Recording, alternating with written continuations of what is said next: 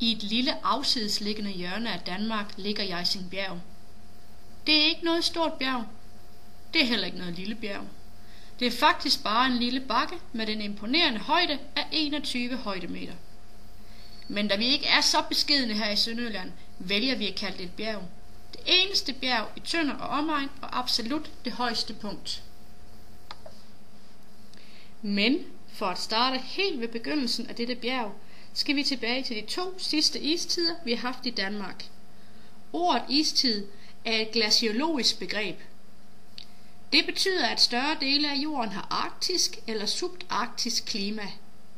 Arktisk klima betyder, at der er under 10 grader i årets varmeste måneder. Og subarktisk klima betyder, at der er over 10 grader i mindst 1 måned og højst 3 måneder årligt. Den sidste istid hed Weichselistiden og fandt sted fra ca. 115.000 til 9.600 år før Kristi fødsel, eller som man benævner det i dag, før vores tidsregning. Før Weichselistiden var der en mellemistid, som hed Em, på ca. 13.000 år. Og før mellemistiden hed istiden Sale og fandt sted ca. 386.000 år til 128.000 år før vores tidsregning. Det leder os tilbage til Hjejsingbjerg. Hjejsingbjerg er en bakkeø, opstået under Weichselistiden. Den er ligesom størstedelen af Danmarks bakkeøer placeret vest for hovedopholdslinjen, der går fra Bovbjerg over Hald til Padborg. På den linje lå isen stille relativt længe. Bakkeøerne er højtliggende rester fra Saleistiden.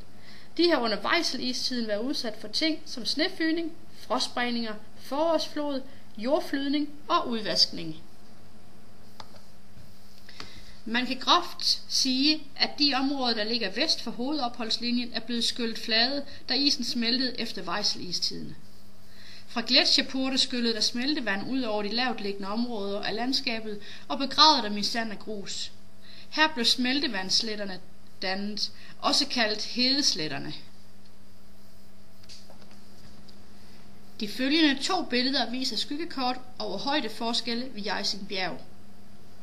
På første billede har jeg tegnet forskellene op med røde streger. På andet billede vises tydeligt højdeforskellen via en skygge. Når man går på opdagelse efter istider eller istidslandskaber omkring Tønder, skal man se meget nøje efter, da der hverken findes tunneldale, postglaciale erosionsdale, dødishuller